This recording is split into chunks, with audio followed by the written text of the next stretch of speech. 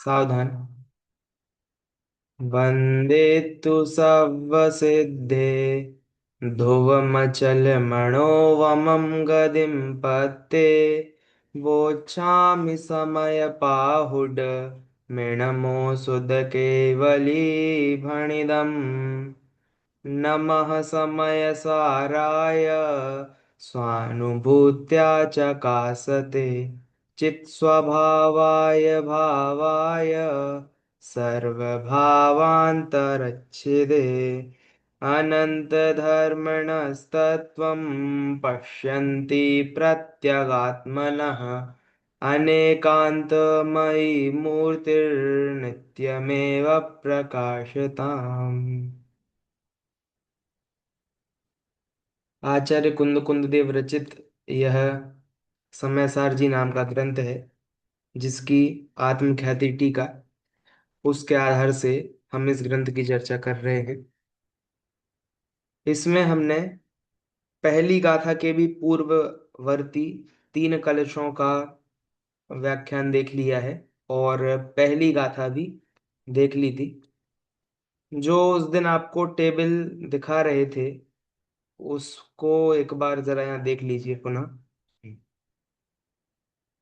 वो आपको आज दे देंगे। ये देखिए, आप सभी को दिख रही होगी स्क्रीन पर। तो यहाँ यह पूरी टेबल तैयार है, जिसमें विभाजन आदि आपको दिखाए थे। तो उसमें प्रत्येक गाथा में क्या क्या वर्णन है वह यहाँ पर बता दिया गया है। तो हम एक एक करके इसे समझेंगे और टेबल कैसे पढ़ना है, जैसे मैंने उस दिन पूरे तरीके आपको बता ही दिए थे, लेकिन फिर भी हो जाता है कई बार समझ नहीं आने लगता। तो जो भी तरीके होते हैं वो टेबल पढ़ने के जो भी अ, होने चाहिए आइडिया, वो यहाँ पर क्रमशः बता दिए हैं। तो जहां भी समझ नहीं आएगा वहां आपको यहाँ दिख जाएगा। तो इस प्रकार एक एक गाथा में क्या क्या कहा है और एक एक स्थल की हेडिंग भी अपनी तरफ से यहाँ पर बनाने की प्रयास यहाँ पर किया गया है। तो इसमें आपको पूरी बात समझ में आ जाएगी। क्लियर है? तो यह आज आपके सामने ग्रुप पर भेज देंगे। इतना यहाँ पर विशेष है। चलिए, अब पहली गाथा जो हमने देखी है, पहली गाथा में यह कहा है कि सभी सिद्धों को नमस्कार करके ग्रंथ को करने की प्रतिज्ञा की गई है। उसमें ध्रुव, ध्रुवम, अचलम और अनुभवम, ये तीन बातें आई हैं। तो इसमें देखिए कि एक शब्द है अचल। तो अचल में यह विशेष जानने योग्य है कि जैसे आचार्य ने यहाँ पर अमल शब्द का प्रयोग भी किया है। क्या है? ध्रुव मचल मनोभवम हम कहते हैं। इसमें क्या है? ध्रुव, ममल, तो ध्रुवम और अमलम, ऐसा। तो अमल शब्द का प्रयोग भी उन्होंने किया हुआ है, यह इसमें एक विशेष जैसी बात है। और ये जो अनुपम शब्द आया ना, अनुपम, तो अनुपम शब्द का अर्थ क्या है? तो अनुपम शब्द का अर्थ यह है कि इसकी तुलना जगत के अन्य किसी पदार्थ से नहीं की जा सकती है। किनकी? कि जिन्होंने सिद्ध गति को प्राप्त किया है, ऐसी सिद्ध गति की तुलना अन्य पदार्थ से नहीं की जा सकती है। आपको दिखाया था एक दिन ये वाला ग्रंथ, तत्वार्थ सार नाम का ग्रंथ अमृत चंद्र आचार्य देव ने ही लिखा है। तो इसी में उन्होंने सिद्ध परमेष्टि की इस अवस्था का वर्णन भी किया है कि वो अनुपम कैसे हैं। एक बार मैं आपको दिखा भी दूंगा। तो उसमें यही पूछा कि भैया अनुपम कैसे हैं, सिद्ध अवस्था अनुपम कैसे है? तो अनुपम का अर्थ क्या होता है कि जिसकी उपमा नहीं की जा सकती है। तो उपमा का अर्थ क्या होता है, पहले यह जानना होगा। तो उपमा का अर्थ होता है जिसकी किसी से तुलना की जा सके। तो अब जिसकी तुलना ही नहीं की जा सकेगी उसे हम अनुपम ही तो बोलेंगे। एक बार मैं आपको, बस मुझे दिख जाए। हाँ जी, देखिए। हम्म, बहुत ही मार्मिक अर्थ है उसका। हम्म, ये आपकी स्क्रीन पर आप सभी को दिख रहा होगा। एक, हम्म, देखिए क्या लिखा है। ये तत्वार्थ सार नाम का ग्रंथ है, इसका 8वां अध्याय, उसका 52वां 53वां छंद है। कि समस्त संसार में उसके समान अन्य पदार्थ नहीं है जिससे कि मुक्त जीवों के सुख की उपमा दी जा सके, इसलिए वह निरूपम माना गया है। और एक और बहुत अच्छी बात बोली, लिंग अर्थात हेतु से अनुमान में और प्रसिद्धि से उपमान में प्रामाणिकता आती है, परंतु मुक्त जीवों का सुख है वह अलिंग है। अलिंग है अर्थात हेतु रहित है। हेतु मतलब जैसे बताया ना कि भाई कोई हमने लक्षण बांधा कि ये वस्तु तो ऐसी होती है। अब आप सिद्धों का सुख बताने के लिए कौन सी वस्तु लाकर रखेंगे? तो इसलिए वह अलिंग है। अलिंग यानी उसको बताने का कोई दूसरा उपाय हमारे पास नहीं है, इसलिए वह अनुमान है। अनुमान और उपमान प्रमाण का विषय ना होकर अनुपम माना गया है। तो यहाँ पर क्या बात है कि अनुपम हम शब्द बोलते हैं ना, तो हमारे को अनुपम शब्द का फील नहीं आता कि अनुपम यानी क्या। लेकिन एक न्याय शास्त्र में एक प्रमाण ही है उपमान। उपमान क्या होता है? उपमान ये होता है जैसे किसी को शेर नहीं पता शेर कैसा दिखता है, तो उसको क्या बताना होता है कि भैया बिल्ली होती है, तो बिल्ली के जैसा ही थोड़ा और भयानक, और उससे साइज में बहुत बड़ा हो सकता है, हमारी हाइट बराबर 5-6 फीट का भी शेर हो सकता है अभी भी। तो उसको उपमा दी गई ना, भले ही छोटी थी लेकिन उपमा दी गई। लेकिन सिद्धों का सुख कैसा है जिसे उपमा नहीं दी जा सकती है, तो इसीलिए उसे अनुपम कहा गया है। तो चूंकि ये न्याय वाले आचार्य भी हैं, तो इसीलिए उन्होंने न्याय के आधार से भी उसकी सिद्धि की है, वह दिखाने का विकल्प था। अब हमें ऐसा आदेश है कि आप सभी को गाथा गाथा ही विशेष रूप से अभी बता देते हैं, फिर जब पढ़ाएंगे तो टीका आगे से पढ़ा देंगे पूरी। तो देखिए सबसे पहले जो अभी टेबल दिखाई थी उसमें विभाजन देखिए पहले, क्योंकि हम कोई भी स्थल चालू करने जाएंगे तो पहले देख लेंगे कि क्या क्या आने वाला है। तो देखिए पहले स्थल में क्या है कि सबसे पहले 6 स्वतंत्र गाथाएं हैं।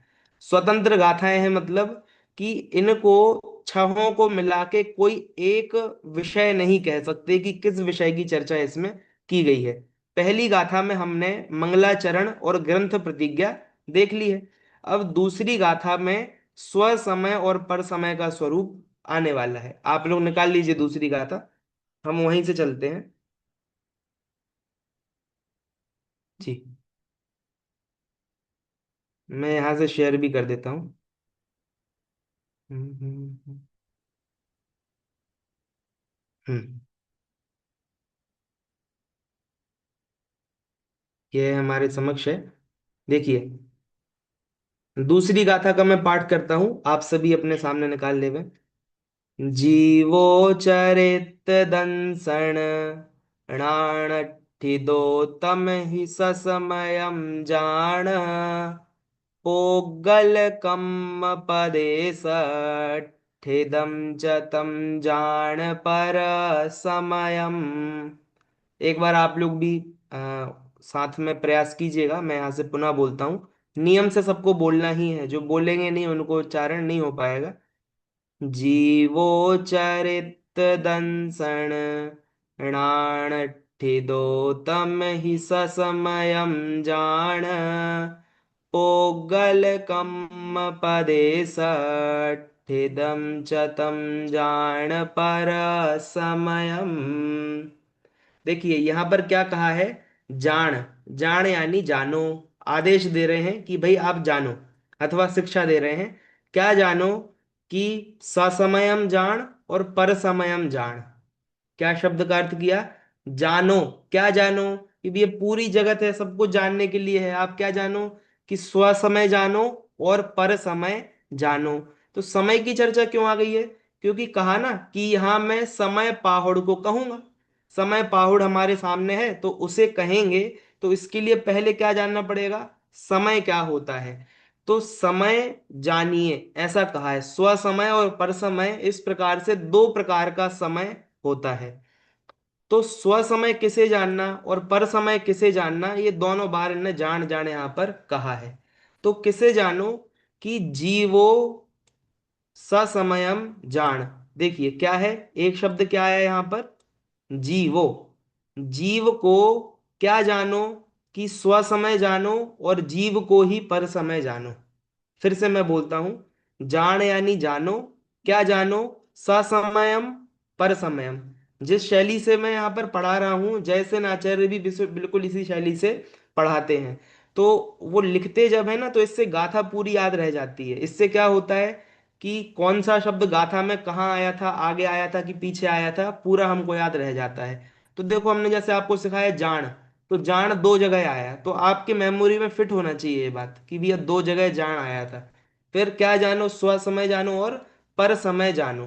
किसे जानो, ऐसे प्रश्न करो, किसे जाने भैया, तो उनने कहा जीव को जानो। जीव को ही स्व समय जानो, जीव को ही पर समय जानो। तो जीव स्व समय भी है, जीव पर समय भी है, तो ये एक ही जीव, दो अपोजिट बातें कैसे हो गई? तो उसका उत्तर है कि भैया जीव को तो समय बस जानो। क्या कहा? जीव क्या है? जीव समय है। लेकिन जीव एक प्रकार का जीव स्व समय है और एक प्रकार का जीव पर समय है। जीव तो हुआ समय। अब कोई जीव है अन्य जाति का, वह कैसा है? स्व समय। और कोई जो अन्य जाति का वह है पर समय। तो क्या कह रहे हैं? जीवो, कैसा जीव? कि जो चरित दंसण णाण। क्या शब्द है? चरित दंसण णाण। तीन शब्द हैं। चरित्र यानी चारित्र, दंशन यानी दर्शन, और णाण यानी ज्ञान। यानी ज्ञान दर्शन चारित्र। तत्वार्थ सूत्र का पहले ही सूत्र है, क्या है? सम्यक दर्शन ज्ञान चारित्राणि मोक्ष मार्ग। तो मोक्ष मार्ग क्या है? सम्यक दर्शन, सम्यक ज्ञान, सम्यक चारित्र। तो सीधी सीधी बात ये कह रहे हैं कि जो मोक्ष मार्ग में स्थित है, दर्शन ज्ञान चारित्र। इतना लंबा नहीं बोलना हो तो क्या बोलो, सीधा सीधा मोक्ष मार्ग। क्योंकि ये ही तीन तो मोक्ष मार्ग हैं। तो इसीलिए इस मोक्ष मार्ग में ठिदो, ठिदो का मतलब क्या होता है? स्थित। ठिदो का मतलब क्या होता है? आप लोग को संस्कृत छाया में भी दिखेगा। देखिए, मैं यहां पर निकालता भी हूँ। हम्म, हम्म, ये देखिए, ये स्थित, ये शब्द है स्थित। तो जो जीव चरित्र, यानी चरित्र दर्शन और ज्ञान में स्थित है, तो ऐसा जीव। एक दिन आपको थोड़ा हिंट भी सिखाया था कि ये देखो, जीवों में भी एंड में क्या है? ओ। जीवों में क्या है? ओ। और चरित दंसण णाण ठिदो, इसमें भी क्या है? ओ। तो दोनों में ओ है ना। तो ये क्या हो जाएंगे? ये दोनों ऐसा हो जाएगा कि जीव जिसकी बात चल रही है और उसी का वर्णन ये लिखा हुआ है। तो कैसा जीव? कि जो चरित्र दर्शन ज्ञान में स्थित है, वह तो क्या है? स्वसमय। और अन्य जाति का जीव जो कि पोगल कम पदेसद ठिदम, यानी पोगल यानी पुद्गल, कम यानी कर्म, और प्रदेश यानी प्रदेश, और स्थित ठिदो आ गया था ना ऊपर। इसी को आप क्या जानो? च।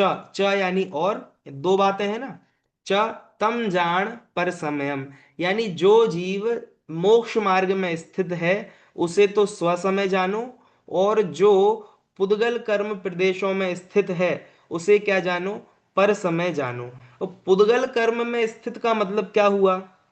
भाई ये प्रश्न होना चाहिए अपने आप को कि इसका मतलब क्या है, पुद्गल कर्म प्रदेशों में स्थित। तो पहले तो एक बात जान लीजिए कि जो हमारे सामने गाथा है उसमें शब्द क्या है? पोगल कम पदेसठिदम। और जयसेन आचार्य ने इसका एक पाठांतर दिया है, पुग्गल कम उपदेशठिदम। देखो क्या है? पुग्गल कम, एक जगह है प्रदेश, और जयसेन आचार्य क्या ले रहे हैं? उपदेश। पुद्गल कर्म के उपदेश में जो स्थित है। तो दोनों का अर्थ क्या हुआ कि पुद्गल कर्मोदयन जनिता ये नारकाद्युपदेशा व्यपदेशा संज्ञा पूर्वोक्त निश्चय रत्नत्रय भावा तत्र स्थितो भवत्ययम। सीधा सीधा इसका अर्थ ये है कि जो जितने भी गोमट सार में आप पढ़ेंगे ना, अभी जैसे अभी आप लोग कर्म कांड पढ़ रहे हो, तो कर्म कांड वास्तव में क्या है? कर्म कांड कारण है, और कारण से होते हैं कार्य। तो गोमट सार नाम के ग्रंथ के दो अध्याय हैं। महाअध्याय कौन कौन से हैं?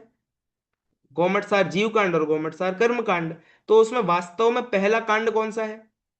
पहला कांड, जीव कांड में, जी ठीक है हाँ। भैया, आप लोग बोल रहे हैं मैं देख लेता हूं। तो जीव कांड पहला है। तो जीव कांड में तो अवस्थाओं का वर्णन है, अवस्था यानी कार्य का। लेकिन वो अवस्थाएं हो किस कारण से रही हैं? उसका वर्णन आपको मिल जाएगा कर्म कांड में, कि हो रही है वे कर्म से, और कर्म कौन कौन से होते हैं वो सब हमको यहाँ मिल जाएगा। और फिर अंत में दोनों ग्रंथों के अंत में क्या मिलेगा? दोनों ग्रंथों के अंत में सिद्ध परमेष्ठी का वर्णन मिलेगा। क्यों? क्योंकि एक अवस्था ऐसी भी है जो कि इन 14 गुण स्थानों से पार है, तो उसका वर्णन भी मिलेगा। और कर्मों को कैसे नाश किया जाए, सिद्ध कैसे बना जाए, तो ये हमको कहाँ मिल जाएगा? कि भी ये गोमट सार पढ़ के आप लब्धि सार पर आ जाओगे, तो लब्धि सार छपड़ा सार में आपको पूरी छपड़ा करने मिल जाएगी। तो यहाँ जो वर्णन है, ये किस किस बात को लेकर बताया? कि हम जाकर सिद्ध भी बन सकते हैं, मोक्ष मार्ग में भी प्रविष्ट हो सकते हैं। तो इन इतनी सारी अवस्थाओं में जो जीव स्थित है, वह क्या है? वह तो पर समय है। लेकिन जो जितनी जितनी विच्युति करता जा रहा है, विच्युति जानते हैं आप लोग, सुना होगा, एक आध बार शब्द आ गया होगा। जितने जितने कर्मों को बांधना रोक दिया है, या फिर जिसने नाश भी कर दिया है, तो वो क्या हो जाएगा? उतना उतना वो स्व समय हो रहा है। हम्म। स्व समय का मतलब है अपने समीप पहुंचना। सबसे अपने स्वरूप के समीप कौन है? तो अपने स्वरूप के सबसे समीप सिद्ध परमेष्ठी है। कौन है? सिद्ध परमेष्ठी है। अब एक बात विशेष ध्यान देने योग्य है, कि शुरू की एक दो गाथा छोड़कर बाकी पूरे ग्रंथ में किस चीज की उपादेयता बताई गई है, ये बहुत मार्मिक बिंदु है, आप लोग ध्यान से सुनिएगा। कि दूसरी गाथा ऐसी है जिसमें ऐसा कहा है कि स्व समय और पर समय, लेकिन तीसरी गाथा में ही बोलेंगे वो आपको सुन के अटपटा लगेगा, आपको लगेगा अभी तो स्व समय पर समय का विभाजन किया। और तीसरी गाथा मतलब क्या बोलते हैं, एक अलंकारिक है कि स्याही सूखी नहीं थी। स्याही सूखी नहीं थी मतलब क्या है? ऐसा होता है ना कि जैसे पहले लिखते थे ना, तो लिखते थे तो किसी वस्तु जो दवात होती थी उसमें डाला और फिर लिखने लगे। तो एक बार डालने से लिखते रहे लिखते रहे लिखते रहे, फिर वो सूखने लगेगी तो क्या करेंगे? फिर से डिप करेंगे उसको। तो फिर से कब डालेंगे? जब थोड़ा एक एक आध लाइन लिख जाएगी, एक दो लाइन लिख जाएंगे फिर डालेंगे। लेकिन वो एक बार डाल के दूसरी बार डाला नहीं, यानी एक आध दो लाइन ही लिख पाए थे मुश्किल से। और तीसरी गाथा में क्या बोल दिया? कि भैया ये स्व समय पर समय का भेद ही खोटा है। क्या बोल दिया? स्व समय और पर समय का भेद ही नहीं बैठता, और इसी बात पर वो पूरे ग्रंथ में लगे रहे, अंतिम गाथा तक। यानी सिद्ध पर्याय को भी वो क्या बोल रहे हैं कि ये भी क्या कर रहे हो आप, स्व समय पर समय का विभाजन दिखाना जरूरी क्यों है? हमने आपसे पहले तीसरे कलश को पढ़ाते हुए भी कहा था कि यहां कह रहे हैं कि मेरी परम विशुद्धि होवे, परम विशुद्धि होवे। लेकिन परम विशुद्धि यदि परमार्थ रूप से उपादेय होती, तो विशुद्धि को पाकर मैं क्या हो जाता? बढ़ जाता। विशुद्धि को पाने से मैं क्या हो जाता? मेरे में कुछ बढ़ जाता। तो यदि मैं बढ़ जाता तो मैं अगुरु लघु कैसे रहता? अगुरु लघु मतलब जिसमें कुछ घटता बढ़ता नहीं है। लेकिन यदि घटता ही बढ़ता नहीं है तो मैं कर क्यों रहा हूं? इससे अच्छा तो यदि यदि क्लास पढ़ने से देखो, हम लोग क्या करते हैं, अभी क्लास ज्वाइन कर ली हमने समय सार की, लेकिन यदि क्लास ज्वाइन नहीं करते थे तो दोपहर में क्या करते थे? काम कर कर आके सो जाते थे। तो हमको लगता था नहीं भी हम तो गलत काम करते थे। अब क्या है, अब हम अच्छा काम कर रहे हैं। तो यदि ऐसा है कि सोना गलत काम नहीं है और क्लास ज्वाइन करना अच्छी बात नहीं है, मतलब कुछ अच्छा बुरा है ही नहीं संसार में, तो फिर मैं क्यों मेहनत कर रहा हूँ? फिर तो बढ़िया मैं क्या करूँ, आराम करूँ। भाई ऐसा प्रश्न होना ही चाहिए। ये रियल प्रश्न होने चाहिए, मतलब वास्तव में यही प्रश्न है जीवन के, कि यहाँ ऐसा बोलते हैं और रियल में कुछ कमबड़ होता नहीं है। तो इसीलिए मोटिवेशन जो आता है ना, प्रारंभिक जीवों को जो प्रेरणा मिलती है, वो तो यही मिलती कि भी मुझे सिद्ध बनना है, मुझे सिद्ध बनना है। और जैसे ही जैसे वो सिद्ध बनने की ठान लेता है और स्वरूप की ओर उन्मुख होता है, उसको बता दिया कि भैया सिद्ध बनना है तो स्वरूप उन्मुख होना पड़ेगा। तो जैसे जैसे वो स्वरूप उन्मुख होता है, तो उसको बोलते हैं भैया आप छोड़ दो, अब सिद्ध बनने का जो टारगेट है उसको क्या कर दो, आप रख दीजिए और स्वरूप पर ही ध्यान दीजिए। जब बच्चा पढ़ता नहीं है तो उसको यही बोलते हैं भैया देखो फर्स्ट आओगे तो क्या देंगे तुमको, ये फोन दिला देंगे, अब वो दिला देंगे, आजकल जो भी अब नया ट्रेंड आ गया हो तो भी लैपटॉप दिलवा देंगे, आजकल जितने ज्यादा आगे बढ़ रहे हैं उतने ज्यादा डिमांड बढ़ते जा रही है, तो ये दिलवा देंगे। लेकिन फिर धीरे धीरे जैसे ही वो बड़ा होता है तो उसके बाद उसको ही समझ में आता है कि भैया इन चीजों में दम नहीं है, वास्तविक दम तो क्या है, विषय पर कमांड होनी चाहिए। हम्म। यही तो है ना। वास्तविक पढ़ाई का फल क्या है? विषय पर कमांड होना। तो ऐसे ही पहले बता देंगे एक स्वसमय होता है, एक परसमय होता है। तो आप क्या करो, स्वसमय बनो, स्वसमय बनो। लेकिन धीरे धीरे जैसे ही, मतलब मैं कह रहा हूं धीरे धीरे तो छोड़ो। कुंद कुंद देव ने तो अगली ही गाथा में, मतलब कहते ना स्याही नहीं सूखी थी, उसी स्याही से डिप करके लिख रहे थे और क्या कर दिया, अगली गाथा में बोलेंगे कि स्वसमय पर समय का भेद नहीं होता है। तो इसीलिए फिर से मैं आपको गाथा दिखा देता हूं। देखिए, और ये बातें ऐसी है ना कि इनको सुनकर यदि बुद्धि में आज नहीं समझ में आ रही हैं, तो कोई ऐसा सोचने वाली बात नहीं कि यार मुझे तो समझ ही नहीं आता। क्या समझ नहीं आता? कभी कहते हैं सिद्ध बनो, कभी कहते हैं भैया तुम अभी ही पूर्ण हो। तो इनका बैलेंस कैसे बैठेगा? यदि ये बातें समझ में नहीं आ रही हैं तो कोई बात नहीं है, आराम आराम से ही समझ में आता है हर चीज। ज्ञान भी करना हो, विशुद्धि भी करनी हो, तो किसी भी चीज में जल्दी जल्दी नहीं होता है, आराम आराम से ही होता है ना। हर हर चीज में स्लोली ही होता है।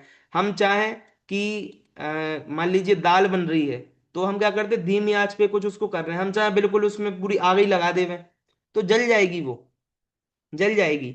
तो धीमी आंच पर ही जैसे जैसे चलती है वैसे ही चलने दो उसको। ऐसा नहीं करो कि भैया 10 मिनट तक मैं पकाऊंगी, तो उससे अच्छा 10 मिनट की आग में एक ही मिनट में दे देती हूँ।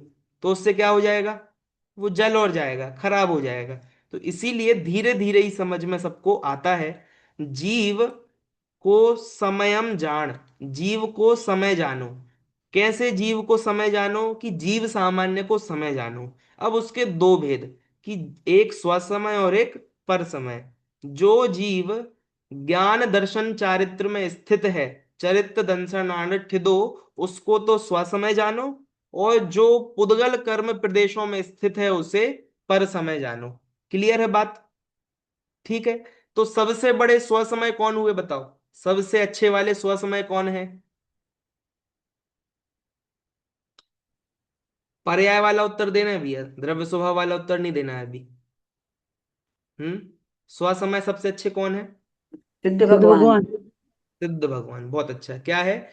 सबसे अच्छे स्वसमय तो सिद्ध भगवान है। लेकिन अब एक बात सुन लीजिए, अब हमारी दूसरी गाथा हो चुकी है, इसमें अब कुछ प्रश्न होंगे तो पूछ लेंगे भी, आप लोग पूछ सकते हो। लेकिन अब ये समझो कि अब जो पूरा ग्रंथ प्रारंभ होगा उसमें जीव अर्थात समय, जीव अर्थात समय, तो जीव का लक्षण क्या है? ये आप मुझे बताइए, जिनको भी पता हो, जीव का लक्षण क्या है? तत्वार सूत्र के आधार से बता दीजिए। जानना देखना। जानना देखना, उसी को एक साथ क्या बोलेंगे? जानना देखना, दो उपयोग। बात हुई। दो। उपयोगो लक्षण। हाँ हाँ, है ना, है ना, उपयोग। तो ज्ञान दर्शन, उसी को कहते हैं जानना देखना। ये दो दो बातें नहीं करके अपन सीधा एक क्या बोलो, उपयोगो लक्षणम, उपयोग ही लक्षण है। तो अब आप ये समझो कि समय सार में जिसे जीव कहा जा रहा है वो उपयोग ही जीव है। एकांततः क्या है? उपयोग ही जीव है।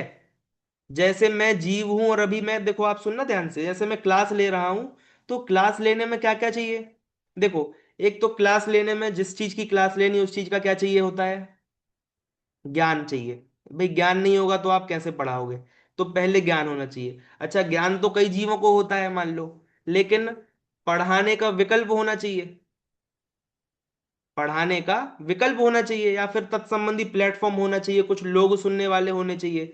तो ये सब होना दूसरी बात है। अच्छा, ये सब भी है, आपको ज्ञान भी है, आपको बोलने की इच्छा भी है, लेकिन क्या नहीं मिले? कि मेरे बोलने की शक्ति नहीं है, मान लो मैं आज स्वस्थ ही नहीं हूं। तो ये सब अनुकूलताएं भी होनी चाहिए। तो देखो, ये सब अनुकूलताएं में बहुभाग चीजें तो पुद्गल हैं, जैसे आप सभी मेरे लिए पुद्गल हो, ये सब। लेकिन इसमें जीव का क्या है? टोडरमल जी के शब्दों में कहें, ज्ञान राग तो मेरो मिलियो। क्या क्या है? ज्ञान और राग। लेकिन ये भी व्यवहार की भाषा है, ज्ञान और राग मेरा है, ठीक है। क्योंकि वास्तव में जीव क्या करता है? या तो ज्ञान करता है या तो राग करता है, मतलब दो बातें ही करता है, राग द्वेष और ज्ञान। लेकिन यहां कह रहे हैं राग भी जीव का नहीं है, उसको अलग रख दो। राग भी किसका है? पुद्गल का है, जीव का नहीं है। क्यों नहीं है जीव का? इसीलिए नहीं है क्योंकि वो होता किस कारण से है? कर्मों के कारण से होता है। तो इसीलिए कर्मों के कारण से होने के कारण वो भी कैसा है, पुद्गल है। राग भी कैसा है, पुद्गल है। अब देखो आप एक बात समझ लो, वास्तव में राग पुद्गल है क्या? जो राग है वो पुद्गल है क्या, कि जीव है? जैसे मान लीजिए ये पदार्थ है, इसको कभी राग होता है क्या? हम्म, इसको कभी राग होता नहीं है। तो बताओ फिर, जब पुद्गल में राग नहीं होता है तो इस समय सार में जीव मतलब उपयोग, आप लोग समय सार का पूरा सार क्या है, एक शब्द में लिख सकते हैं, जीव इज इक्वल टू उपयोग, मैं इज इक्वल टू उपयोग, बस। और दूसरी बात नहीं करनी है, केवल एक ही बात है, क्या? गोमट सार में जाएंगे तो बोलेंगे गति जीव की है, इंद्रिय, काय, योग, वेद, कषाय, संयम, दर्शन, लेस्या, भव्य, संगी, आहार, ये सब क्या है, ये जीव कांड चल रहा है। क्या चल रहा है? जीव कांड। कांड का मतलब क्या होता है, जीव का अध्याय, समूह, जीव की अवस्थाओं का जहां समूह बताया हो वो जीव कांड। लेकिन समय सार एक ही बात बोलते हैं कि ये सब जीव कांड नहीं है, ये सब पुद्गल ही कांड है। ये सब क्या है, पुद्गल है। वास्तव में जीव क्या है, उपयोग ही जीव है, और कुछ जीव है ही नहीं। हम्म, आप लोगों को बात समझ में आ रही मैं क्या बोलना चाह रहा हूं? यानी प्रति पर्याय में जानने का जो स्वभाव है वही क्या है, जीव है। तो दूसरी गाथा में ये बताया कि जो जीव पर समय में यानी संसार में लगे हुए हैं वो पर समय, और जो मोक्ष मार्ग में है वो स्व समय। अब ये बात हो गई, अब इस बात को रख दीजिए। अब आप तीसरी गाथा में आएंगे तो वो बोलेंगे कि ये स्व समय पर समय का विभाजन मत करो। ये बात अभी हम लेंगे। आप दूसरी गाथा में किसी को कोई प्रश्न हो तो बतावें, वरना तीसरी गाथा लेते हैं। बताइए, कोई शब्द रह गया हो? मेरे ख्याल से सब समझ में आपको आ गया होगा, है ना?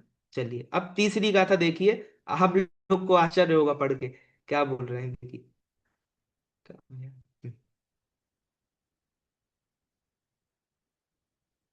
देखिए, तीसरी गाथा है, एयतनिच्छय गदो समओ सवत्थ सुंदरो लोए बंध कहा एयते तेण विसंवादिनी होदी। पुनः अपने स्थान पे बोलते जाइए। देखिए एक बार मैं शब्द भी तोड़ देता हूं पहले बिना गाए।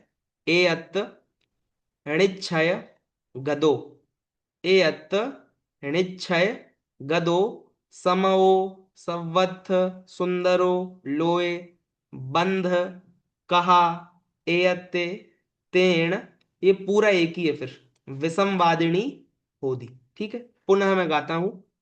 एयत्निच्छय गदो समओ संवत्थ सुंदरो लोए बंध कहा एयते तेण विसंवादिनी होदी। देखिए क्या कह रहे हैं कि इसमें जो है शब्द है वो एक गौण है, अस्थि जिसे कहते हैं ना, अस्थि है, वह गौण है। तो कह रहे हैं अस्थि, अस्थि यानी है, क्या है, सवत्थ सुंदरो। सवत्थ सुंदरो मतलब सबसे सुंदर, सवत्थ यानी होता है सभी जगहों में, सवत्थ, और सुंदरो मतलब सुंदर, सबसे सुंदर है। कितनी जगहों में सुंदर है? जैसे होता है ना कि भैया ये पूरे गांव में सुंदर है, ये पूरे स्टेट में सुंदर है, ये पूरे देश में सबसे सुंदर है। तो ये क्या बोल रहे हैं कि कहाँ सबसे सुंदर है? कह रहे हैं लोए, रमो लोए, रमो लोए सब साहुणम, मतलब लोए मतलब लोक में, लोए लोक में, लोके, इसका संस्कृत क्या बनेगा, लोके। तो लोक में सर्वत्र सुंदर हो, यानी पूरे लोक में सबसे सुंदर कौन है, कौन है सबसे ब्यूटीफुल सबसे सुंदर कौन है? तो सर्वत्र सुंदरो लोए, लोक में सबसे सुंदर कौन है? समओ, क्या शब्द दिया, समओ, यानी समय ही सबसे सुंदर है। अब आपसे मेरा प्रश्न है, अभी बस इतना ही रहने दीजिए, ये जो तीसरी गाथा कितनी रहने दीजिए, समओ सवत्थ सुंदरो लोए, समय कैसा है कि जगत में सबसे सुंदर है। समय मतलब क्या है? टाइम। Time is money. समय सबसे सुंदर है ऐसा नहीं भैया, समय सबसे सुंदर है। अब दूसरी गाथा में हमने आपसे पूछा था कि कौन सा समय अच्छा है, स्व समय अच्छा है कि पर समय अच्छा है, बताओ। तीसरी गाथा से उत्तर दो भैया, स्व समय अच्छा है कि स्वास्थ्यमय। हम्म स्वास्थ्यमय। स्वास्थ्यमय। स्व समय, ये तो आप दूसरी गाथा से उत्तर दे रहे हो। तीसरी गाथा से उत्तर दो हमको, तीसरी गाथा से। जीव। हाँ जीव, उस गाथा में क्या कहा? सम। समय, है ना। समय सबसे सुंदर। देखो, आप क्या करो, समय ही सबसे सुंदर है, कौन सा समय ये प्रश्न भी मत पूछो। क्या कह रहे हैं? समय सबसे सुंदर है, लेकिन फिर भी थोड़ा डिस्क्रिप्शन दे रहे हैं उसका कि कैसा समय सबसे सुंदर है। वह भी देखिए, देखिए क्या लिखा है। अभी आपसे कहा ना सेम सेम दिखना चाहिए एंड में। सम ओ, इसमें भी ओ है। और ये क्या लिखा है? एयत्त निश्चय गदो, इसमें भी ओ है। कैसा समय? एयत्त निश्चय गदो।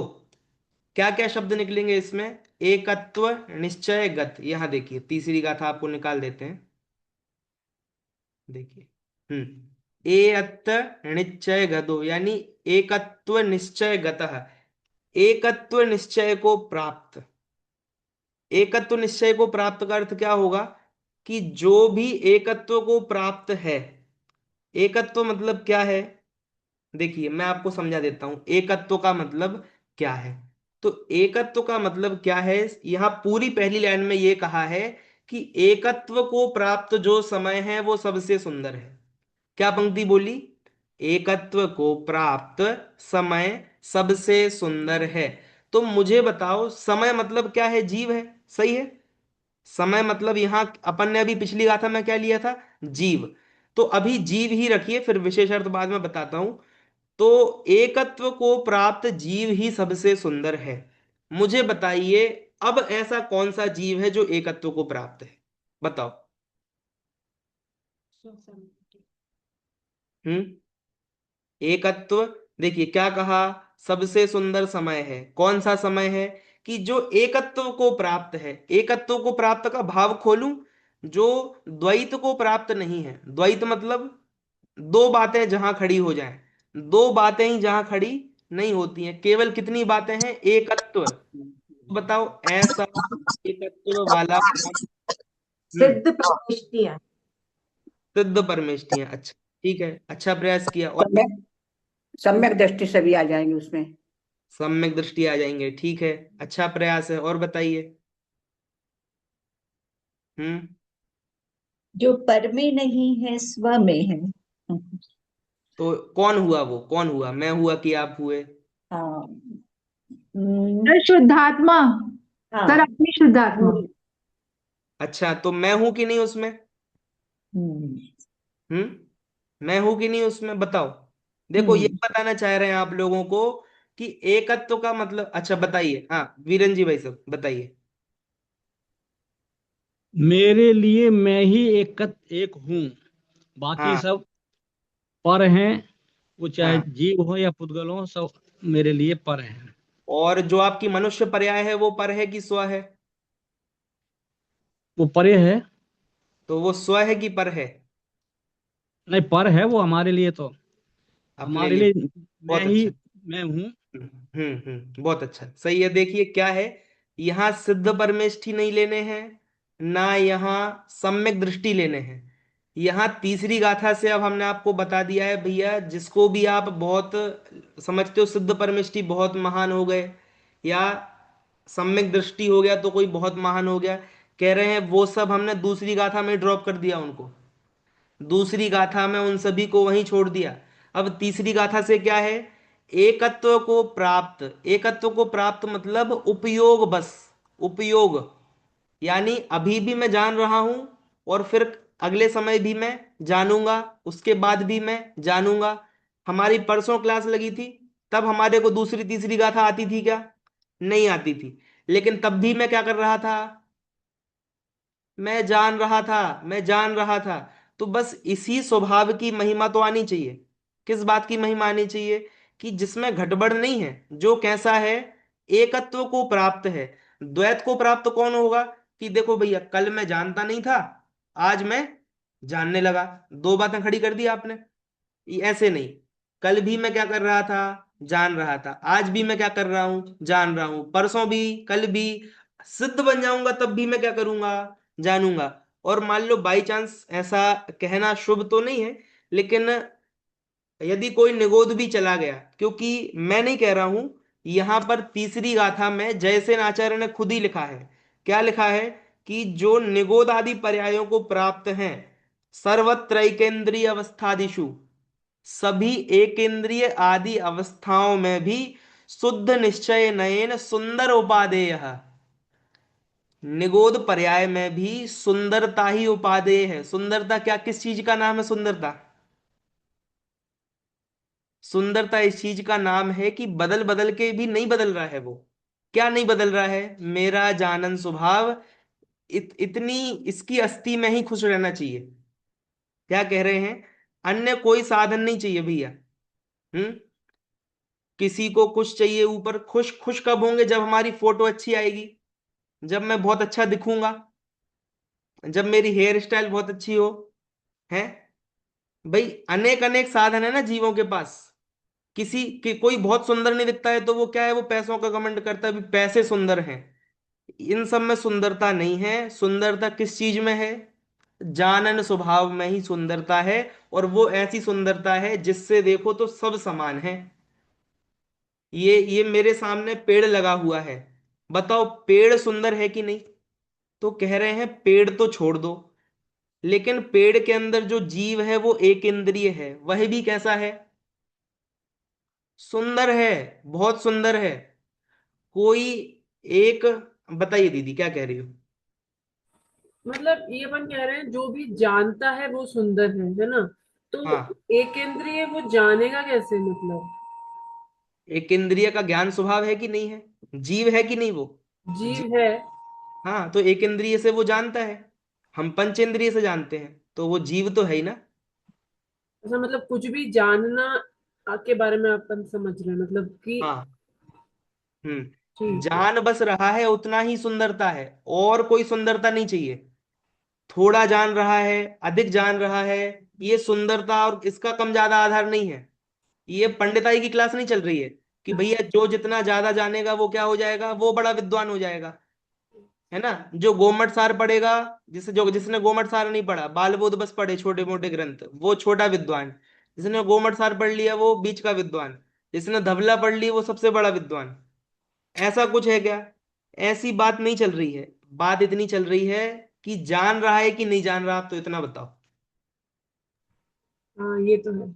सच बताओ, यदि इतने में ही खुश रहे ना हम, तो हमारे को किसी की वो नहीं है कि हमको दुखी कर सके। बताओ, आप तुलना का आधार क्या बनाओगे? जैसे मैं यहां पर बैठा हूं और आप अपने अपने स्थान पर बैठे हो। आप क्या करना, क्लास के बाद एक खाली पेपर लो, खाली पेपर में बीच में एक लाइन खींचो, इस तरफ अपने अध्यापक का नाम लिखो, किसी का भी लिखो, घर वाले का लिखो, किसी का लिखो, और एक आप अपना नाम लिखो, अपना अपना एक तरफ लिख दो, और अपने अलावा किसी भी जीव का नाम लिख दो, किसी भी जीव का। उसमें सिमिलरिटी लिखो आप, तुलना करो जो कॉमन हो। आपको कोई भी चीज कॉमन नहीं मिलने वाली। ना बुद्धि समान है, ना हाइट समान है, ना कलर समान है, ना कुछ कषायों का लेवल समान है। समान क्या है, सब में कॉमन क्या है? एकत्व। एकत्व यानी जो नाना जीवों में जाता हुआ भी बदलता नहीं है, जो अनेक पर्यायों में जाता हुआ भी बदलता नहीं है, वो ही सुंदर है। क्या है ऐसा सुंदर? एकत्व को प्राप्त। तो बताओ, यदि मैं किसी फंक्शन में गया हूं, जैसे मैं अभी 25 लोगों के सामने बैठा हूं, 50 लोगों के सामने, तो कोई कहेगा भैया ये अकेले थोड़ी बैठे हैं, ये तो 50 लोगों के साथ बैठे हुए हैं। भाई, अनंत निगोदिया होते हैं एक ही शरीर में। तो अपन तो अभी 25-50 ही हैं। अनंत जीव भी हों तो उसमें जो एक निगोदिया है वह भी कैसा है, एकत्व को प्राप्त है। एकत्व का मतलब अकेला वाला एकत्व नहीं। एकत्व मतलब जो बदल नहीं रहा है। और बदल क्या नहीं रहा है? कि मेरा ज्ञान स्वभाव कभी भी बदल नहीं रहा है, वही सुंदर है। बताइए कविता जी क्या कहते हैं?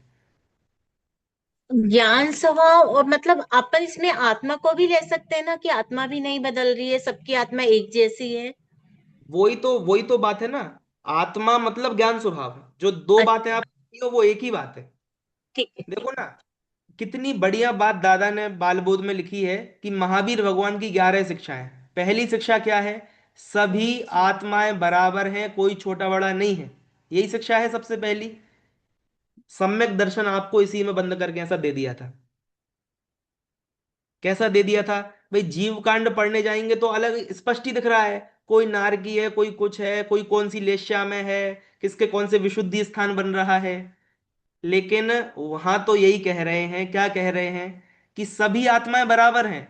तो यहाँ ये बात नहीं है कि भैया आप भी आत्मा हो, आप भी आत्मा हो तो हम बराबर हैं, यानी हम पुद्गल नहीं हैं, तो इसलिए हम सब कैसे हो गए बराबर। इतनी सी बात नहीं थी वहां पे। वहां पे बात थी आप हम भी जीव हैं, आप भी जीव हो, प्लस हम मतलब घट भी नहीं रहे और बढ़ भी नहीं रहे। वो जो है उसे मुझे खोजना है। आप लोग समझ पा रहे हैं मैं क्या कह रहा हूं? किसी को कोई भी प्रश्न हो आप पूछ सकते हैं, हमारे पास पर्याप्त समय है। हम्म। और ये ऐसी बातें हैं कि सबसे बेसिक बातें हैं जीवन में। सबसे बड़ा प्रश्न यही होना चाहिए कि भाई ग्रंथों में तो कह रहे हैं मैं बढ़ घट नहीं रहा हूं, लेकिन मुझे तो स्पष्ट दिख रहा है। तो इसीलिए कॉमन निकालना आना चाहिए। कॉमन निकालना मतलब हमारे जीवन में रोज रोज क्या होता रहता है, परिस्थितियां बनती रहती हैं। कभी बहुत अच्छी खुशखबरी आ जाती है, कभी क्या हो जाता है, दुख हो जाता है। तो आप अभी की अपनी फोटो खींच के रखो। फोटो खींच के मतलब अभी आपका जो है, अभी जैसे क्लास में अपन बैठे कोई दिक्कत नहीं, क्लास में तो बहुत आनंद आता है। क्लास में कोई भगवान आत्मा की चर्चा करने वाले पंडित जी मिल जाए फिर तो पूछो ही मत, हमारे आनंद का पार। तो मजा ही आ जाता है, मतलब फिर तो बस लीन हो जाओ, आहा हा। और गुम्मट सार पड़े तो अरे भाई याद ही नहीं हो रही प्रकृतियां। तो दिक्कत ये है कि याद हो गई किसी को अथवा नहीं हुई, इन दोनों में मेरी हानि वृद्धि नहीं है, क्योंकि मेरा स्वभाव किसने छीन लिया? याद होना नहीं होना कौन सी बड़ी बात थी? मैं निगोद से निकल के आया हूं। मैं निगोद से निकल के आया हूं, यही बहुत लंबा पहाड़ चढ़ लिया है। लेकिन इस पहाड़ चढ़ने को भी बोलना कि कोई भी बात नहीं हुई। छह डाला तो यही बोलेंगे दुर्लभ लही जो चिंतामणि, त्यों पर्याय लही त्रस्तणी। मेरा एक प्रश्न था। हाँ जी बताइए। सब कुछ कॉमन है, फिर हम बड़ी बात क्या समझ रहे हैं? बड़ी बात में कहाँ उलझते हैं कि बड़ी बात क्या है फिर? सब चीज कॉमन है इसमें, सब मतलब सब चीज मतलब उपयोग कॉमन है, सब जीव में ज्ञान है। फिर हम ये हम्म। बड़ी बात क्या समझना, क्या समझते हैं कि बड़ी बात क्या है? फिर कुछ नहीं, सब कॉमन है, सब जीव का उपयोग कॉमन है, उसमें फिर क्या मतलब स्पेशलिटी वाली बात हुई? उपयोग कॉमन है सो तो है, लेकिन उसको प्रगट उसको खोजना तो पड़ेगा कि नहीं खोजना पड़ेगा? बताओ आप मुझे। कॉमन है, रखा है, जैसे मान ली मेरे घर की जमीन के नीचे 10 फीट नीचे क्या है, बहुत सारा परदादाजी के द्वारा सोना जो है वह रखा हुआ है। रखा हुआ है, चलो क्या करें बताओ, क्या करें उसका? क्या करें उसका? भाई रखे होने से बस थोड़ी सुख मिल जाएगा। रखे होने से सुख नहीं मिलेगा, आपको क्या करना पड़ेगा? उसको प्राप्त करना पड़ेगा। और रखे रखे से कुछ भी नहीं होता है। एक तो बहुभाग जीवों को पता ही नहीं होता कि हमारे घर में क्या है, सोना रखा हुआ है। तो हम सभी इस स्तर पर तो आ गए हैं कि हमको पता है कि हमारे घर में सोना रखा हुआ है। पता तो अपने को चल गया है। अब क्या करना है? उसे निकालना है। बात इतनी है। लेकिन जो निकालने के, अब ये उदाहरण एक देश होता है। अब सिद्धांत पे आ जाओ, तो यहां यही बोल रहे हैं कि आप किसी भी चीज से अपनी वृद्धि मानेंगे तो आपका क्या हो जाएगा? मोक्ष मार्ग रुक जाएगा। मतलब बहुत ही अलौकिक मार्ग है कि वृद्धि होती भी जा रही है और मुझे वृद्धि की ओर देखना नहीं है, नहीं है। हम्म। जैसे कोई व्यक्ति पुस्तक पढ़ता हो ना, तो पुस्तक ऐसे पढ़ते ना तो अच्छा देखो भी इतनी पुस्तक हो गई, अच्छा अब इतने पेज हो गए। छोटे बच्चे होते हैं फिर जो नया नया पढ़ते हैं, भाई 500 पेज में से 100 हो गए, 100 हो गए, बहुत अच्छा बहुत अच्छा। फिर 5 दिन बाद अरे भाई 200 हो गए, 200 हो गए। तो जो इसमें उलझ भी रहा है ना वो उतना समय खराब कर रहा है कि मेरे 200 हो गए। तू ये नहीं सोचता तो तू 201वां पेज पढ़ लेता ना भाई। मतलब मैं ये बता रहा हूं कि जो बड़े काम होते हैं उनमें इसमें नहीं देखा जाता है। कि क्या मैंने अचीव कर लिया। आप तो अपने काम में लगे रहो, बेसिक बेसिक हर चीज में बेसिक पर लगे रहना सबसे अच्छी बात है। बेसिक यानी क्या होता है? मूलभूत आधार, दो और दो चार, प्लस माइनस, है ना, मल्टीप्लाई और डिवाइड, ये मैथ का क्या है? बेसिक है। जो इसमें काम करेगा वो सब कुछ करता जाएगा, उसको और कुछ भी नहीं करना है। ऐसे ही हमारा बेसिक क्या है? जानन स्वभाव, जानन स्वभाव। इसी को खोजो हर पर्याय में। कभी मुझे बहुत तेज गुस्सा आ गया तो भी उसमें मुझे क्या दिखना चाहिए? जानन स्वभाव। कभी मुझे बहुत, मान लो आज मैं दर्शन करने गया, मुझे भगवान को देख के कोई विकल्प ही नहीं आ रहा, मैं बार बार क्या कर रहा हूँ? घर के विकल्प कर रहा हूँ। और कल मैं दर्शन करने गया तो क्या हो गया? तो भैया मेरे तो रोमांचित है, उसको बोलते ना रोम हर्षण। रोम हर्षण मतलब रोम को हर्ष हो गया। हर्षण यानी वो खड़े हो गए। ये संस्कृत शब्द है रोम हर्षण। रोम का क्या हो जाना? हर्षित हो जाना। ऐसे मेरे रोम हर्षित हो गए। तो बताओ आज मेरे दर्शन सार्थक हो गए कि नहीं हो गए? हमको तो लगेगा हो गए, लेकिन वहां से अरहंत देव क्या बोलेंगे कि भैया हो तो गए दर्शन सार्थक, कहने चरणानियों की भाषा में, लेकिन वास्तविक मार्ग क्या है कि यदि कल दर्शन अच्छे से नहीं होने से यदि आपने अपने आप को हीन माना था, और आज जो ये रोम हर्षण हो गए हैं, इसमें यदि आपने अपने आप को बड़ा मान लिया तो रोम हर्षण किसी काम के नहीं है। जिन दर्शन वास्तव में कौन कर रहा है? जिन दर्शन, जिन दर्शन वही कर रहा है जो अपने और भगवान में कोई अंतर नहीं देख पा रहा है। भक्ति भाव से तो मंदिर तक गया है, भक्ति भाव नहीं होता तो मंदिर तक पैर कैसे चले जाते? लेकिन वहां जाके भगवान ने क्या बताया कि मैं आया तो था आपके जैसा बनने, लेकिन भगवान ने कहा तू तो मेरे ही जैसा है। क्या कहा? हमारे ही जैसे हो। तो ऐसा जो एकत्व समय है, यदि हम इसी को दोहराते रहें, इसी को दोहराते रहें, तो हमको कोई दुखी करने वाला संसार में है ही नहीं। हम कहते हैं कर्म सुख दुख दे रहे हैं, वास्तव में कर्म सुख दुख नहीं दे रहे हैं, हम ही इनमें अटके हुए हैं। तो यदि हम अपने ध्रुव एकत्व पर दृष्टि देंगे, तो एकत्व को प्राप्त जो समय है वो क्या है? वह ही इस लोक में सबसे सुंदर है। और देखो, सुंदर वस्तु को देखने से अपने को भी क्या हो जाता है? आनंद मिल जाता है। जैसे समझो कि म्यूजियम में कोई वस्तु रखी है, मैं आपका प्रश्न लेता हूं, म्यूजियम में कोई वस्तु रखी है, रखे बस होने से अपने को आनंद मिलता है क्या? नहीं। हम उसको देखने जाते हैं तो हम क्या हो जाते हैं? वर्तमान में सुखी हो जाते हैं।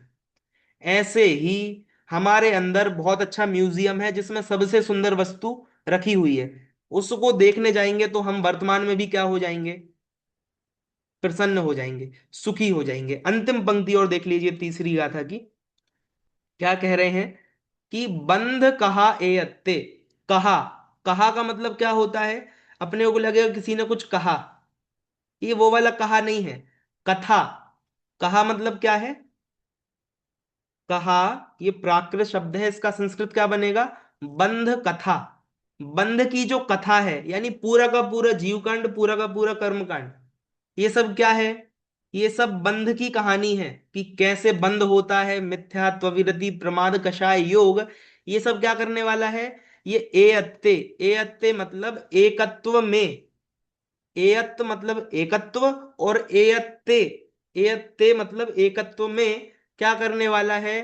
तेण यानी उसके द्वारा। उसके द्वारा मतलब किसके द्वारा? कि वो जो बंद कथा आपने चालू कर दी है उससे एकत्व में क्या हो जाएगा? होदी। होदी क्या होदी? विसंवादिनी होदी। यानी बंद कथा एकत्व में कैसी होती है? विसंवाद को पैदा करने वाली होती है। विसंवाद को पैदा करने वाली मतलब कि जिस प्रयोजन से आपने धर्म करना प्रारंभ किया था वह आपको मिलने वाला अभी नहीं है। तो बताओ, ये ग्रंथ पढ़ने की नहीं पढ़ने भी है कर्मकांड? यहां तो ऐसा लग रहा है कि पूरे कर्मकांड की क्लास पढ़ो ही मत, समय सार पढ़ाने के बाद आप गोमट सार पढ़ने मत जाओ, हमारी क्लास में ही बैठे रहो। ऐसा कुछ है क्या? ऐसा नहीं बता रहे आपको। बता क्या रहे हैं? विशेष जानने से तो श्रद्धान और अधिक मजबूत होता है।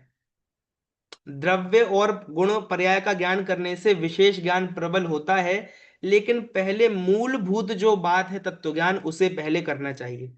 आपको सच बताएं, ऐसा अवसर सबके पास नहीं है। जो हम कितने लोग अभी यहाँ पर जुड़े हैं? 50 लोग लगभग जुड़े हुए हैं।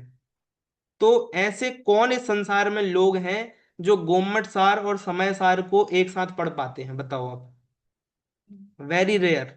यानी कुछ हैं वो समय सार में ही लगे हैं, और कुछ हैं जो गोमट सार पढ़ाई पढ़ाई, व्याकरण, न्याय, ज्योतिष, अरे नहीं चोटी धारी क्या क्या तो किया, सब कुछ पढ़ाई पढ़ाई में ही लगे हैं। और कुछ लोग हैं वो समय सार के बाहर ही नहीं निकल पाए। अपना गजब का सौभाग्य है कि गोमट सार भी पढ़ रहे हैं और समय सार भी पढ़ रहे हैं, और समय सार के एंड में ही जाके बोलेंगे कि स्यादवाद से ज्ञान दीपित होगा तो आत्मा की प्राप्ति होगी। क्या बोल रहे हैं? स्यादवाद से ज्ञान दीपित होगा तो हमारे को शुद्ध स्वरूप की प्राप्ति होगी। स्यादवाद मतलब क्या? द्रव्य भी है और पर्याय भी तो है। तो पर्याय का पूरा ज्ञान कौन दे देगा? गोमट सार। और द्रव्य का पूरा ज्ञान कौन दे देगा? समय सार। लो मेरे पास दोनों ज्ञान है, यानी मैं एलिजिबल हो गया वेद ज्ञान के लिए। अब मुझे अपनत्व किसमें देना है? अपनत्व। अपनत्व यानी व्हाट इज मी, मैं कौन हूं? तो मैं जो समय सार में बताया गया वो मैं हूं, लेकिन ये गोमट सार लोप नहीं करना है इसका, वरना एकांत हो जाएगा। वह भी है लेकिन थोड़ा ऐसा बाहर बाहर है। और रियल मैं क्या हूं? रियल तो मैं समय सार में जो बताया गया वही स्वरूप मेरा है। बताइए क्या कह रहे हैं? मतलब अगर हम गौमर सार नहीं पढ़ेंगे तो हम कर्म के बारे में कैसे जानेंगे, और कर्म के बारे में नहीं जानेंगे तो हम आत्मा पे फोकस ही नहीं कर पाएंगे। तो दोनों चार दोनों ग्रंथ पढ़ना बहुत जरूरी है। बहुत जरूरी है। और क्या, पूरे पूरे पढ़ने चाहिए। हमारे जीवन का ही उद्देश्य होना चाहिए सबसे पहला कि समय सार में जो तथ्य बताया उसे मैं अपनाऊं, लेकिन हम्म। गोमट सार का अध्ययन भी हमारे को करना चाहिए। टोडरमल जी ने पूछा भैया गोमट सार पढ़ के क्या होगा? तो उनने कहा जितना जितना विशेष जानते हैं उतना उतना मूल तत्व ज्ञान मजबूत होता है। लेकिन यदि मूल ही नहीं होगा तो मजबूत कैसे करोगे? यदि हमने बैंक में मूल राशि ही नहीं रखी है तो इंटरेस्ट किस चीज का लाओगे? तो ऐसी ही बात यहां पर है। इसीलिए समय सार पढ़ के गोमट सार को तो पढ़ना ही चाहिए। ऐसा बताइए। ये एकत्व के साथ निश्चय दिया है, तो इसका क्या मतलब है? इस निश्चय से क्या क्या मतलब है? एयत निश्चय गदो, तो निश्चय का क्या मतलब हुआ यहाँ पे एयत के साथ तीसरी गाथा के प्रारंभ में? हाँ जी।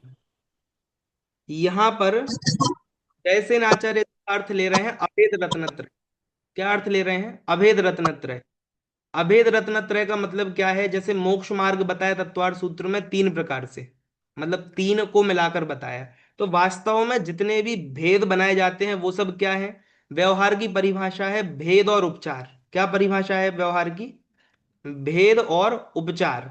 तो आत्मा को समझना है तो गुणों के माध्यम से समझेंगे। भाई आत्मा में दर्शन है, ज्ञान है, सुख है। तो देखो मैंने क्या कहा, दर्शन, ज्ञान, सुख, ये क्या 3 बातें हो गई ना? और आत्मा कैसा था? स्वरूप कैसा था? एकत्व। तो वास्तव में स्वरूप तो एक ही है। इसलिए निश्चय से प्राप्त करना उसको। तो निश्चय का मतलब क्या है? अभेद रत्नत्रय। यानी आत्मा में ज्ञान नहीं है ऐसी बात नहीं है, दर्शन नहीं है ऐसी बात नहीं है, लेकिन हमारे को दृष्टि का विषय क्या बनेगा? पूरा पूरा। जैसे उदाहरण दे देता हूं, जैसे नींबू पानी बनाया, तो नींबू पानी में क्या क्या है? पानी है। पानी को साइंस वाले बोलते हैं भैया टेस्टलेस है, उसमें टेस्ट टेस्ट ही नहीं है, लेकिन ऐसी बात नहीं है। पानी पीते हैं तो कुछ तो स्वाद आता ही है, तो पानी का टेस्ट भी है। उसी में हमने नींबू भी रखा है, और फिर उसी में शक्कर भी है, उसी में किसी ने नमक भी लगाया, और ना जाने क्या क्या आजकल आने लगा उसमें। तो भैया ये सब करके जो मुझे टेस्ट आया, वो बताओ किस चीज का टेस्ट आया? ये सब मिलाया मैंने, और जो पहली बार उसको मुख पे रखा किसका टेस्ट आया? शिकंजी का। शक्कर का आया कि नहीं आया? शक्कर का नहीं आया? आया तो है। आया है। नींबू का आया कि नहीं आया? आया है। तो आया। देखो भैया नींबू का आया, लेकिन का नहीं आया। अन्य अन्य चीजों का भी आया मिला के। तो जो मिला के आया उसको क्या नाम दोगे? उसको इनने कह दिया शिकंजी का टेस्ट आया, नाम उसको कुछ और दे दिया। ऐसे ही आत्मा का अनुभव करेंगे तो ज्ञान अनुभव में आएगा कि नहीं आएगा? दर्शन आएगा कि नहीं आएगा? सुख आएगा कि नहीं आएगा? कि भैया आएगा, लेकिन ऐसा अलग से नहीं आएगा। जिस प्रकार शक्कर का टेस्ट आ रहा है लेकिन अलग से नहीं आ रहा है, वो उसी स्वाद का एक अंश है अलग से बैठा हुआ, वैसे ही यहां पर एकत्व है। तो अभेद रत्नत्रय, ज्ञान दर्शन सुख मेरे में ही है, लेकिन उसका टेस्ट आएगा वो कैसा आएगा? ये ज्ञान, हाँ ज्ञान, एक अंतर्मूर्त ज्ञान में, एक अंतर्मूर्त चारित्र में, ऐसा नहीं है, पूरे का टेस्ट आएगा, ऐसा आप बताना चाह रहे हैं। तो आपको तीसरी गाथा भी समझ में आई होगी। तो दूसरी गाथा में तो पर्याय की बात थी, लेकिन तीसरी गाथा से किसकी बात है? तीसरी गाथा से जो मैं मेरा स्वरूप है, कितना भी महान बनने पर और कितना भी निकृष्ट होने पर जो कभी नष्ट नहीं होता है, उस प्रभु की महिमा, मतलब ज्ञानियों ने इसे किस नाम से बताया है?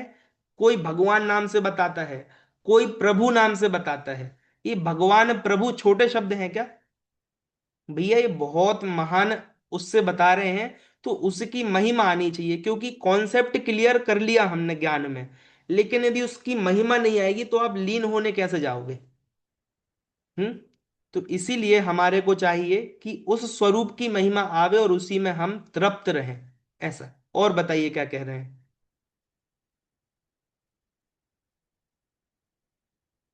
ठीक है। तो इस प्रकार आज हमने दूसरी और तीसरी गाथा पढ़ी, जिसका उपसंहार ये है कि जो जीव मोक्ष मार्ग में स्थित है वह स्वसमय है, और जो जीव कर्म प्रदेशों में ही स्थित है उसी में एकत्व दिए हुए है, वह क्या है? वह पर समय है। लेकिन तीसरी गाथा में अब कह रहे हैं कि एकत्व को प्राप्त जो समय है, चाहे वो स्वसमय हो या पर समय हो, दोनों ही कैसे हैं? सुंदर हैं। ऐसी बात है। क्लास में पढ़ते पढ़ते बोर हो गए हम, तो भी हम कैसे हैं बताओ? एक ही एक बात पूरी क्लास में चलती रही तो हम क्या हो गए? बोर हो गए। तो बोर होने से भैया मुझे क्या धर्म में रुचि नहीं है क्या? मैं बोर क्यों हो गया? ये सब बातें यहाँ पे नहीं है, वो सुंदर ही है। आप क्लास में भी नहीं आ रहे थे तो भी कैसा है? सुंदर है। लेकिन ये सुन के कोई क्लास छोड़ के नहीं जाना भैया। हम्म। स्वरूप क्या है वो तो यही पता चलेगा। बताइए क्या कह रहे हैं? दूसरी लाइन भी जोड़ दीजिए ना इसमें। कौन सी लाइन? दूसरी नीचे वाली वाली? हमने नीचे? कहा इधर। हाँ। और जो बंध की कथा है, जो पूरा का पूरा हमने बताया ना, कि कौन कौन से कर्मों का बंध कहाँ कहाँ होता है, कौन से गुण स्थान में कितनी विच्युति होती है, ये सब क्या करती है? ये सब विषमवाद को पैदा करने वाली है। विषमवाद यानी एकत्व है, उसमें विषमवाद नहीं है, तो जहां द्वैत हुआ वो क्या हो गया? विषमवाद आपने कर दिया। तो केवल कर्मों की बात नहीं, क्या हो जाता है इसमें, अपन कोई ऐसा सोच लेते हैं कि भी ये ग्रंथ क्यों पढ़ना, फिर जैसे अभी पूछा भी था। लेकिन पढ़ने में कोई दिक्कत नहीं है ना, पढ़ने से कोई आपका द्वैत थोड़ी हो जाएगा। आप गोमट सार पढ़ लेंगे तो द्वैत थोड़ी हो जाएगा, लेकिन आप स्वरूप ही मान लेंगे कि ये कर्म जो है वो मेरे स्वरूप में है, तो क्या हो जाएंगे? तो विसंवाद उत्पन्न होगा। बाकी ज्ञान करने में कोई दिक्कत उसकी नहीं है। इस प्रकार वर्षा जी क्या कह रहे हैं? यहाँ जैसे पहले बताया कि अथ सूत्रावतार, फिर जी। दूसरी गाथा में बताया तत्र तावत समय एवाभी दिए। दीयते। तो ये क्या बताना चाह रहे हैं? दूसरी गाथा की उत्थानी का। हाँ, ऊपर में तत्र तावत समय एवाभी दीयते लिखा है ना, हाँ तो हाँ। ये क्या अर्थ है इसका? मतलब ये क्या कहना चाह रहे हैं? तत्र मतलब होता है वहां, तावत यानी उसी, समय यानी जिस समय को कहने की प्रतिज्ञा की है उसी समय को, एव एव यानी ही, उस समय को ही अभिधीयते, अभिधीयते यानी कहते हैं, धीयते बताते हैं, तो अब क्योंकि उसी समय को बताते हैं जी। मतलब हर गाथा के ऊपर वो अलग अलग आ रहा है ना, इसीलिए पूछ रहे हैं हाँ हम। हाँ हाँ, ये उत्थानी का है। देखो ना, अब तीसरी गाथा खोलिए। तीसरी गाथा में लिखा है अथ एतद बाध्यते। क्या लिखा है? अथ, अथ यानी अब क्या कर रहे हैं? एतद, उसी को क्या कर रहे हैं? बाध्यते, बाध्यते मतलब उसमें बाधा उत्पन्न कर रहे हैं, उससे अलग कुछ बोल रहे हैं। तो दूसरी गाथा में क्या कहा था? स्व समय पर समय दो बातें होती हैं, और तीसरी गाथा में क्या बोला? अब इसको बाध्यते, बाध्यते मतलब ये जो बात बोली इसको अलग करो, अब नई बात है। क्या बात है? एक समय बस होता है, स्व समय पर समय विभाजन नहीं होता है स्वरूप में। तो ऐसे इसको बोलते हैं उत्थानी का, ऐसा है ना। तो जो हर गाथा की हेडिंग है उसी को क्या बोलते हैं? उत्थानिका ऐसा बोलते हैं, और उसी को पातनिका भी बोलते हैं। क्या बोलते हैं? पातन पातनिका। पातनिका, उत्थानिका, ऐसा। तो हर गाथा की वो हेडिंग है, और हर गाथा की हेडिंग जो है ना, उसको हमने आपको आज पीडीएफ भेज देंगे, उसमें भी हिंदी में लिखा हुआ है, तो आपको भी समझ में आ जाएगा पूरा। ऐसा, जैसे दिखा देते हैं एक बार। ये देखिए, जो अभी आपको बोला ना, वो यहाँ भी लिखा हुआ है, ये देखिए, ये सभी गाथाओं का दे दिया। तो ये इसमें क्या क्या विषय वस्तु आई है, वो आपको इसमें पता चल जाएगी। ऐसा, और कुछ कहते हैं तो बताइए, वरना हम कक्षा को पूर्ण करते हैं, समय हमारा हो गया। उत्थानिका का हिंदी अनुवाद शब्द शब्द से नहीं किया हुआ, पूरा एकदम शब्द उत्थानिका का अर्थ करूं मैं? नहीं, वो किया हुआ नहीं है ना, इसमें लिखा हुआ नहीं है ना अच्छा हिंदी अच्छा, में। हाँ, नहीं वो तो तो, भावानुवाद जैसा ही करते हैं। हाँ, वो समझना पड़ेगा अपने को कि समझ, उसका शब्द का। वो तो जिसको इसलिए तो कहते हैं संस्कृत का आधार होगा, तो क्या होगा कि जो आचार्य ने मूल में लिखा है वो आपको सीधा मिल जाएगा। जैसे अथ ऐतद बाध्यते, अब ये तीन शब्द हैं, तीनों का जिसको अर्थ पता होगा उसको नीचे क्यों देखना पड़ेगा, हम्म ऐसा। हम्म लेकिन ये भावानुवाद कैसा लिखा? अब समय की दुविधता में आचार्य बाधा बताते हैं, तो ठीक है, हम्म ऐसे करके भी लिख दिया, बात वही है, लेकिन शब्द आचार्य के मिल जाते तो बढ़िया रहता है वैसा। हम्म और बताइए कुछ, क्लियर है?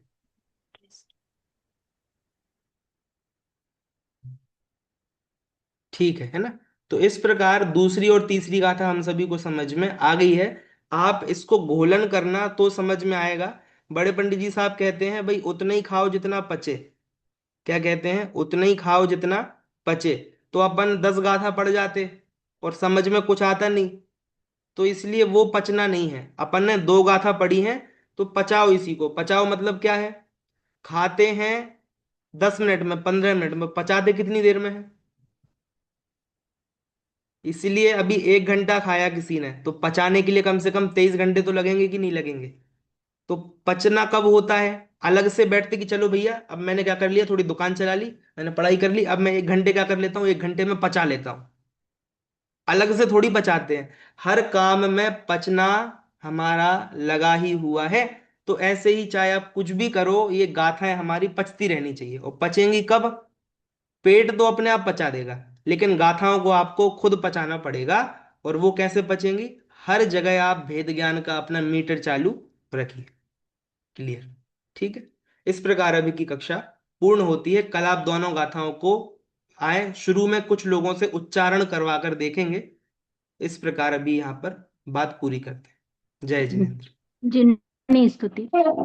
स्तुति कीजिए। अब तो रहूं निर्जन वनों में गुरुजनों के संग, शुद्धात्मा के ध्यान में हो परिणति असंग, निज भाव में ही लीन हो मिटूं जगत फेरी, निर्ग्रंथता की भावना अब हो सफल मेरी, बीते अहो आराधना में हर घड़ी मेरी।